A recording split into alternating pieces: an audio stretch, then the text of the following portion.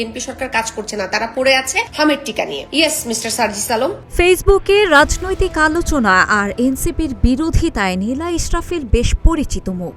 প্রায় পোস্ট বা ভিডিও বার্তায় নিজের মতামত প্রকাশ করেন তিনি। সেই ধারাবাহিকতায় এবার ফেসবুকে এক পোস্ট দিয়ে প্রকাশ্যে এনসিপি নেতা সার্জিস আলমকে হুমকি দিয়ে বসলেন তিনি।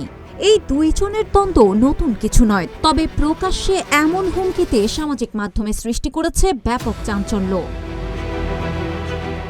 পোস্টে নীলা সার্জিস আলমকে মেনশন দিয়ে লিখেছেন, বিরোধী দল হিসেবে সার্জিসকে কেউ মেনে নিচ্ছে না, বাংলাদেশ থেকে নিশ্চিহ্ন হয়ে যাবে সার্জিস ও তার দল। একই পোস্টে নীলা লিখেছেন, আওয়ামী লীগ ফিরবে কি ফিরবে না সেটা ভবিষ্যৎ নির্ধারণ করবে। একই সাথে সার্জিসকে টিকে থাকার চ্যালেঞ্জও ছুড়ে দিয়েছেন তিনি। নীলার মতে রাজনৈতিক উত্থান যেমন বাস্তব, পতনও তেমন বাস্তব, আর সেই হিসাব শেষ পর্যন্ত জনগণই মেলায়। সার্জিসের পতনের কাউন্টডাউন নাকি অনেক আগেই শুরু হয়ে গেছে, তাই সার্জিস আলমকে প্রকাশ্যেই হুঁশিয়ার করেছেন তিনি।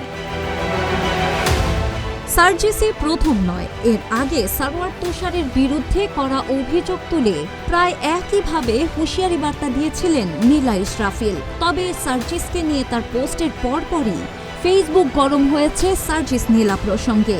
সবকিছুর ঊর্ধ্বে তাদের এই দ্বন্দ্ব কোথায় শেষ হবে সেটি এখন দেখার বিষয়।